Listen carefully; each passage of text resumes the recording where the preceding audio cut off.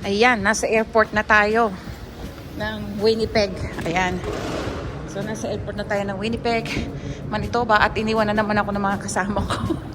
Palagi ako napaghuhuli sa mga lakad dahil sa kakablog ko. Ayan yung mga anak ko, tsaka yung asawa ko. So,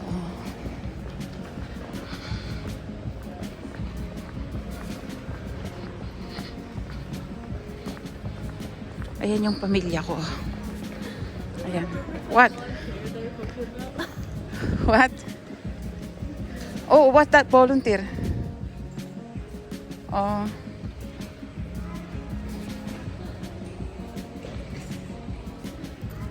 So, ano pala ngayon? 3:30 ng umaga. Madaling araw. Ayan, may mga nakapila na. So, kinukuha na namin yung ticket. Dami namin. Kunti lang yung gamit namin, no? Yan, hindi man puno. Yan yung anak ko. Siya yung nagsusupervise ng ano namin, mga lakad namin mula sa booking ng eroplano, ng hotel, pati yung pagkuha ng ticket sa airport siya rin.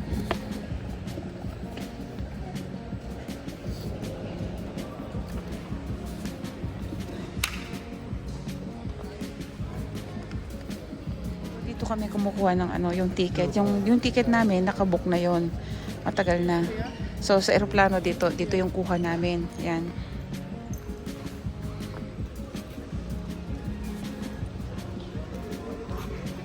Yan, naku, wala pa yung mga ano, hindi pa naka-open yung airport. Ang dami na namin nakapila. What time they are open, nak? Alam niyo ba na kung di marunong sa ganito yung ano ko, mahihirapan kami mag-asawang mag-travel. Kasi masyadong mabusisi ang pagta-travel ngayon. Maraming mga requirements, maraming ano, tsaka puro computer na lahat.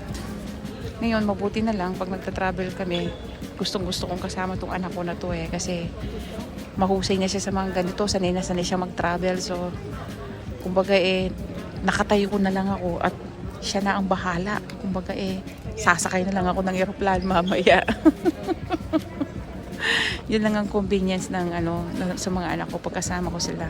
Pagdating sa mga ganito sa airport, yung mga komplikadong pag-fill up ng mga form o kung ano-ano pang mga pag-print. Tapos pag nagkakaproblema sa mga papel, siya yung eksperto, magaling siya, mahusay. Kumbaga at iska, convenience yung pag ano namin. Pero pagdating sa mga paggagayak ng gamit na to, naku po, yung anak ko lalaki tsaka mister ko ako yung naghahanda. Pila pala kami. Ito muna palang malaking kahon, check-in baggage. I-check muna namin. Drop off daw ang tawag, sabi ng anak ko. Why you're laughing? Tumatawa yung anak ko. It's just so close to my head. Tawag daw dito, drop off, right? Yeah, baggage drop off. Oh, baggage drop off daw. O, kita mo na. Oh, mahihirapan ako kung wala yung anak ko. Pero makakasurvive ako. Malakas ang loob ko. Kaya lang, dito hindi ko na kailangan magpa-stress. Where? Minneapolis. If it's the same terminal though. Did you bring your money? No, it's Mexican. I don't have US dollar. I don't. Sabi ko na sa inyo, itong mga to may trabaho, magpapalibre pa sa akin yan eh. May mga part-time. So, nag-open pala yung airport namin dito sa Winnipeg ng 4 o'clock. Yung yung mga staff. Pero yung airport, halos magdamag siya. Ayan o. Ayan, daming kapila.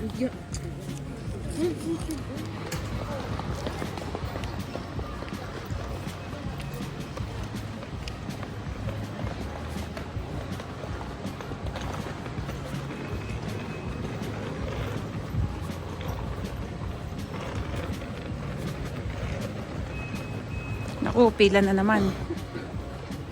Yun, doon pala kami sa mga US flights. Kasi papunta kami ng Cancun, Mexico. So, ang stopover namin ay sa Minneapolis. Sa Minnesota. So, US yun. So, meron na naman kaming dito kami pipila. Yun sa mga visa para sa US. Pero usually, wala naman kaming problema dito eh. Yung mismong flight mo, doon ka na kumuha ng visa to enter US. Kasi nga Canadian citizen na kami. Like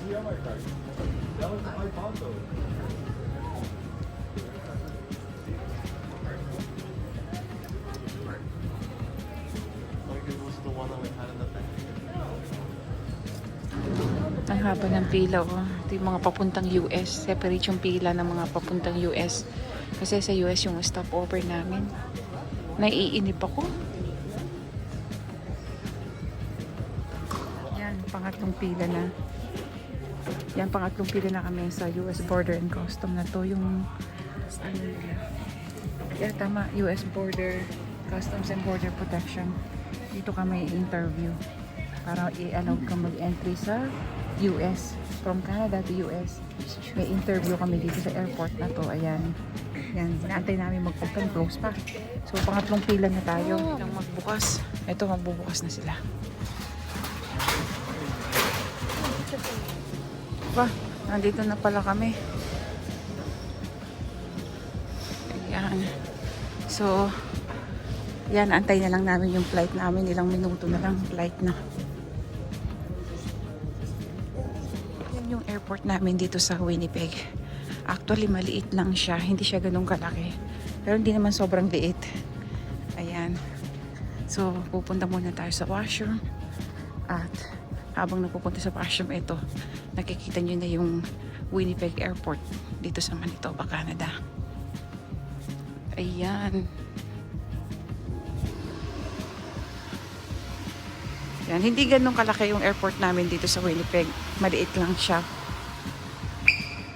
Naku, wala pa akong tulog magdamag. Hindi pa ako natutulog magdamag kasi ang aga kasi namin gumaya. Ang flight namin 6 a.m. So, kailangan alas 3 nasa airport na kami na madaling araw. Eh ngayon, ginagaya ko pa yung gamit ng asawa ko tsaka yung anak ko lalaki. Plus yung akin. 3 araw din akong nag-aayos. Kasi minsan may mga kulang pang dadalhin. Bibilhin mo. Tapos ngayon nga, yung kanina, habang naggagayak ako ng dadalhin namin sa travel, naglilinis pa tayo at nagluluto. Yan. Nakakapagod. Naantok na ako. Mga kalahating oras pa yung flight namin.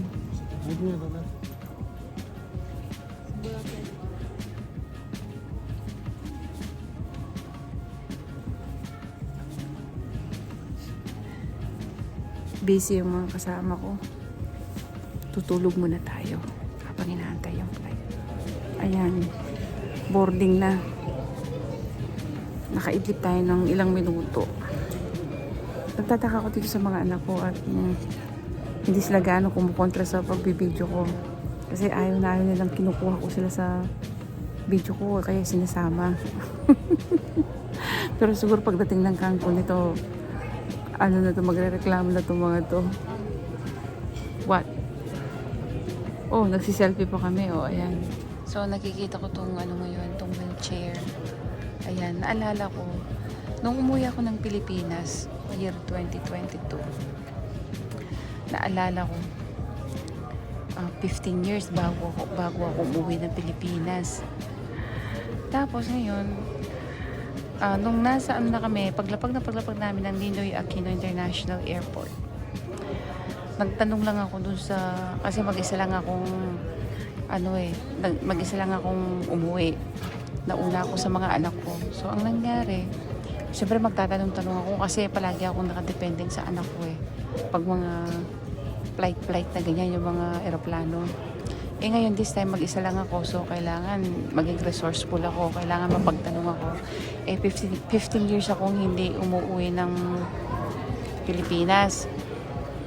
Tapos yung pagdating ng airport, so, doon sa airport, napagtanungan ko yung para sa security, sa security. Sabi ko, saan ba yung exit dito, ganyan. Tapos, alam nyo, sabi sa akin, huwag kayong mag-alala, ma'am, i-direct ko kayo. Bigla nilang akong kinuha ng wheelchair. So sabi ko, ano mo yung wheelchair? Sabi ko, ma'am, isasakay kita dito. Ay naku, ayoko, hindi naman ako disabled, sabi ko. Hindi ma'am, basta sumpay ka na lang dito, sabi. Lakas-lakas ng katawan ko, i-wheelchair ako. Para lang magka-tip sila. Pumayag na rin ako. Nag-wheelchair ako. Tapos binigyan ko sila ng $20. Tuwang-tuwa na doon sa $20. Pero sa loob-loob ko, talagang i-wheelchair pa ako para lang pumita sila. Yung anak ko panayang shish sa akin. Binabawalan tayong mag-vlog. Naiimbierna. Ayan, pasakay na tayo ng eroplano. Haba ng pila, oh.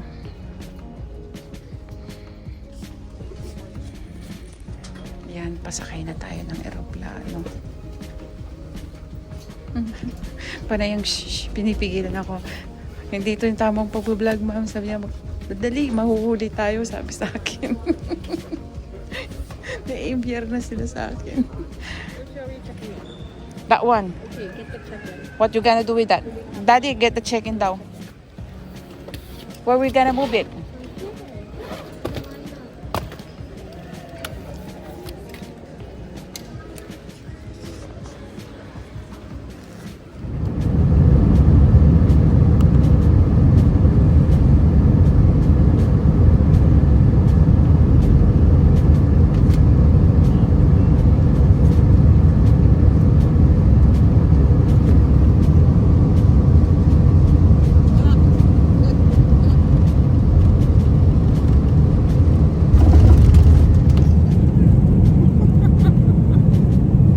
Para siyang vampira nakakita ng araw sa camera ko, oh. Nawa, nagtatago siya, oh. Ayan.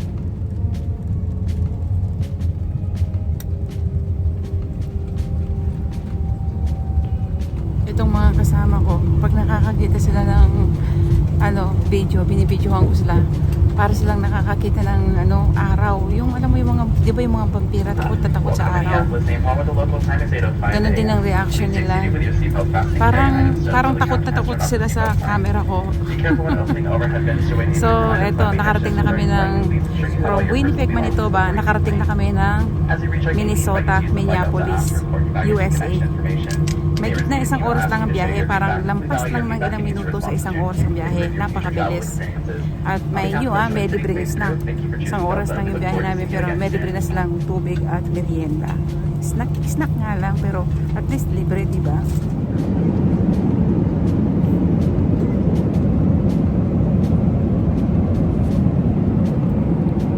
Tulog yung mag-ama ko. So, ang flight namin mula sa Winnipeg, Manitoba ay isang oras lang mahigit. Mula Winnipeg, Manitoba, Canada, papuntang Minnesota, Minneapolis, USA, isang oras lang talaga mahigit ang ang lipad. Kumbaga wala mag-isa't kalahating oras. Ang bilis, no? Tapos, ngayon, magaling kasi yung anak ko sa moving. Ang nangyari, paglapag namin ng Minneapolis na airport, ang nangyari, tumatakbo na kami kaagad dun sa susunod na flight. Kumbaga, hindi na kami nag-layover ng matagal. Wala mag isang oras. So, automatic, pagkapila namin, sakay na. So, ngayon, itong sunod namin sasakyan mula Minneapolis, Minnesota, papuntang Cancun, Mexico, o tinatawag nilang, ang tunay palang tawag doon ay Mexico. Na sa atin, usually, ang alam natin, Mexico Kasi ako talaga, ang alam ko, Mexico ang tawag. So ang biyahe namin mula Minneapolis, Minnesota, USA, hanggang Cancun, Mexico ay 3 oras lang mahigit. 3 hours and 25 minutes lang. Ganun lang siya kabilis. Makakarating na kami ng Cancun. So before 12 pala, exactly 12:15 or 12:10, dapat nandun na kami sa Cancun, Mexico. Yun lang ang kainaman. Mabilis ang biyahe namin. So mas maaga kami makakapagpahinga sa hotel at makakakain at makakapamasyal pa kami within this day. And nakatulog na yung mga kasama ko. So makakatulog pa tayo. So sa mga kababayan natin na gustong mag-travel internationally or magbakasyon sa ibang lugar na kailangan nilang sumakay ng eroplano, ang isa sa mga the best na maipapayo ko magbaon kayo palagi ng sweater na may hoodie.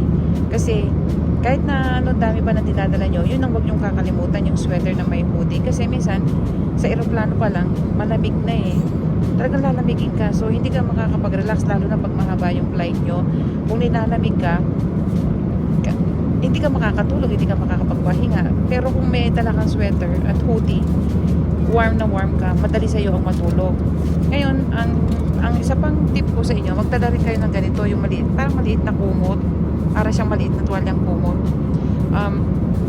At saka, ayan, neck pillow. Kailangan nyo yan. Dalawang yan, partner yan. Yung neck pillow at saka yung parang kumot na maliit, yung manipis lang. Kailangan may baong kayo dyan para hindi kayo lamigin at saka hindi mga wit yung leeg nyo kung gusto nyo matulog. Mas komportable kayo. Kumbaga lalo-lalo pag mahaba yung biyahe nyo, yung kaunting nap na yon o yung kaunting tulog na yon o yung mahabang tulog, napakalaking bagay yun during travel. Pagdating mo ng destination nyo ng papasyalan nyo, relax na relax ka at pahingang-pahinga yung katawan nyo. So, importante talaga kasi napansin ko talaga yung mga eroplano, kahit na anong eroplano pa at saan ka pa magpunta o saan ka mas sumakay ng eroplano, usually malamig yung aircon nila. So, make sure na may baong kayong sweater na may hoodie, neck pillow, at kumot na maliit para may pang ano kayo, pang warm sa katawan nyo at hindi mangawid yung leeg nyo kung gusto nyo matulog or magpahinga. Bienvenido means welcome.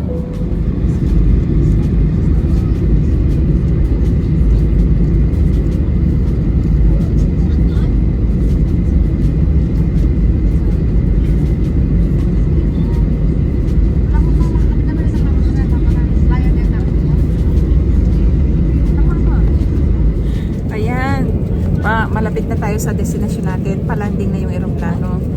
Pagod na pagod tayo. Wala tayong tulog magdamag. Oh. Excited na excited ang lola. Ito yung mga takot to. Yan, oh. Mga vampira takot sa camera.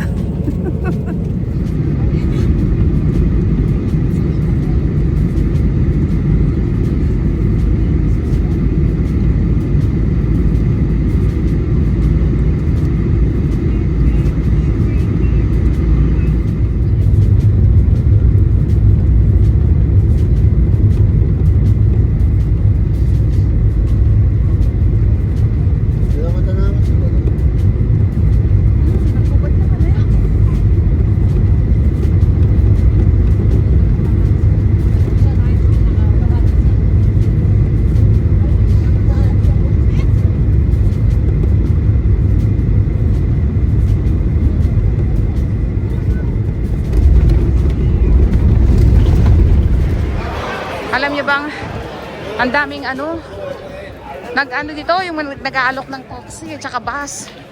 Sabi ng anak ko, wag daw akong papara at magtatanong. Kung hindi, baka daw mapunta kami sa maling taxi at kami ma-charge ng malaki. Tapos yung mga kasama, ayan yung mga may pangalan na yan. Nag-over yan ng mga taxi. Or service para mapunta ka sa hotel.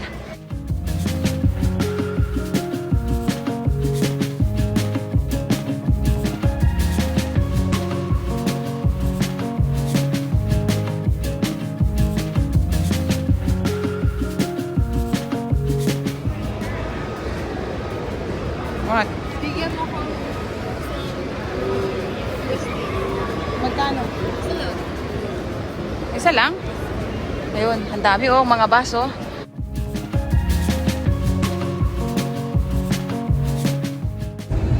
So, nakasakay na tayo. Papunta na tayo ng hotel.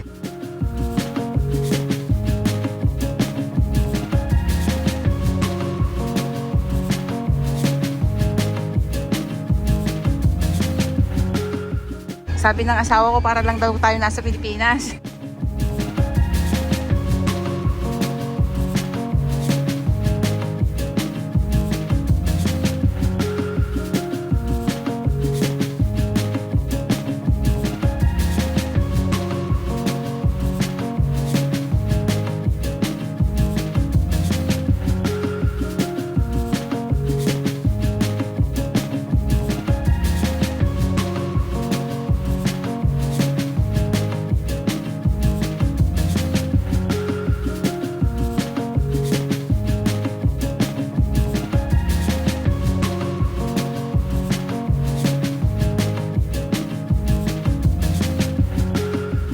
So, ang nakalagay sa gas station nila pangalan Lagas. Litro. So, tignan nyo, magkakahawig lang yung lengguwahe ng Pilipino at saka ng Mexican. Ganito yung mga gasolinahan nila dito sa Mexico.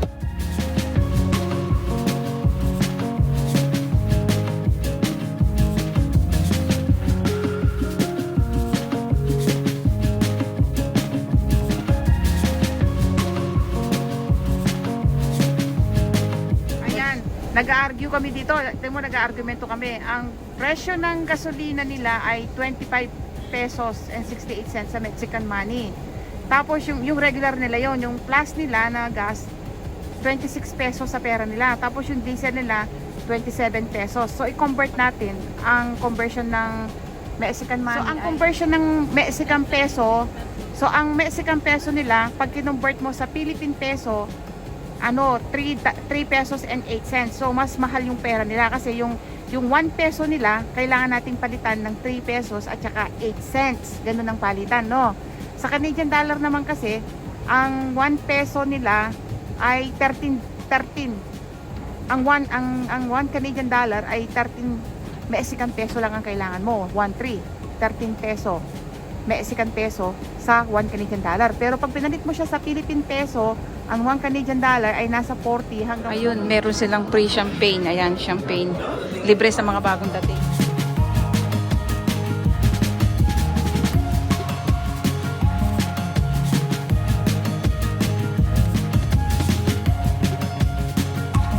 Tapos libre rin yung bottle of water nila pagdating mo plus yung lime flavored water. Ayan, nakapagpahinga na tayo mga kabayan kabalin. At kahapon, di man lang ako makapag-makeup sa sobrang pagod. Isipin nyo, wala akong tulog, walang tulugan. Tapos alas 3 na hindi pa kami nanananghalian ng maayos or nag-breakfast man lang. Kasi nagmamadali tayo sa biyahe. Tignan naman ninyo, ayan, nakapag-ayos na tayo ngayon, nakapag-makeup ng konti. Medyo gumanda-ganda naman tayo ng konti, ayan. O, ayan o. Pamisa-misa naman maging presentable tayo, ayan. Kahapon talaga, pumunta ako ng kainan nila, ng restaurant ng wala nang gayak-gayak. Kung ano yung suot ko nung dumating. Gutom na gutom ako. Tapos ito pa, alam niyo ba na naligaw ako? Naligaw ako. Ang nangyari, pagdating namin ng airport, hindi ko nakuha ng video kasi nag-run na rin ako ng data. Wala na akong data, kumbaga hindi na ako makapag-vlog. Kumbaga puno-puno na yung memory ng phone ko.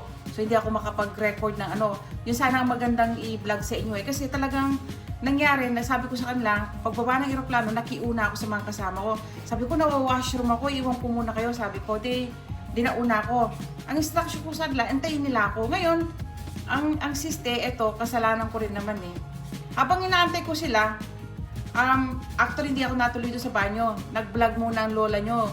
Kinunan ko yung airport. Kumbaga dakdak ako ng dakdak sa vlog. Hindi ko napansin na nalampasan na nila ako.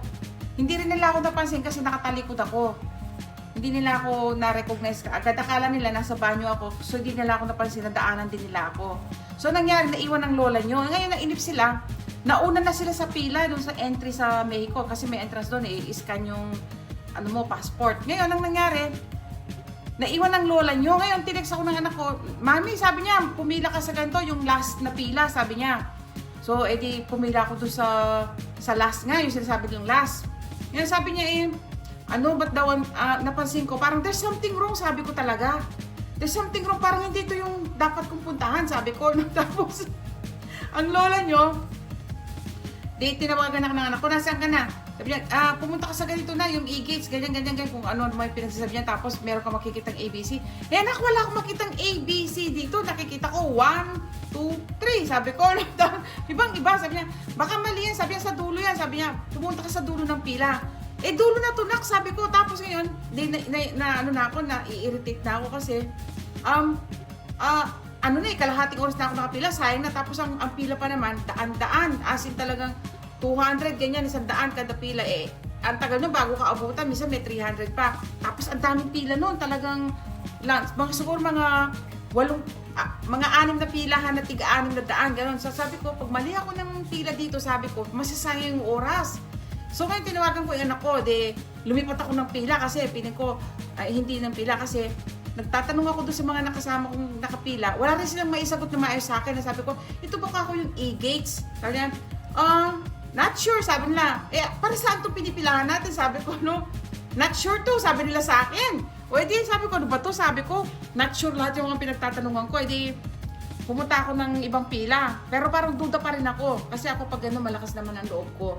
Kahit nakadepende ako sa anak ko, pag kaya ko magbiyahe mag-isa. Kasi kahit sa tanong-tanong lang, talagang malakas ang loob natin magtanong. Kahit English Carabao lang yan, kung ano man yung lengguwahe nila, pipilitin kong makipag-communicate kahit na ano lang, kahit na kamay, mata lang ang gagamitin ko, kahit tango lang, o kaya iling yung gagamitin ko, o kaya yung Englishin ko na, Tagalogin ko na, basta magkaintindihan lang kami, ganun ako, malakas ang loob ko, hindi ako nahihiya kahit sino tatanungin ko. Kahit makita ko pa nga yung presidente nila, kung yun lang ang mapagtatanungan ko, talaga magtatanong ako. Ganyan ako, ganyan kalakas ang loob ko, hindi ako, nahihiya, wala yan sa akin. Ngayon, pagdating ko ng sa second pila, duda pa rin ako. Tapos nung pangatlong pila, naku, eto yung sinasabi ng anak ko, sabi ko. Pero wala akong makita talagang ABC kung ano man.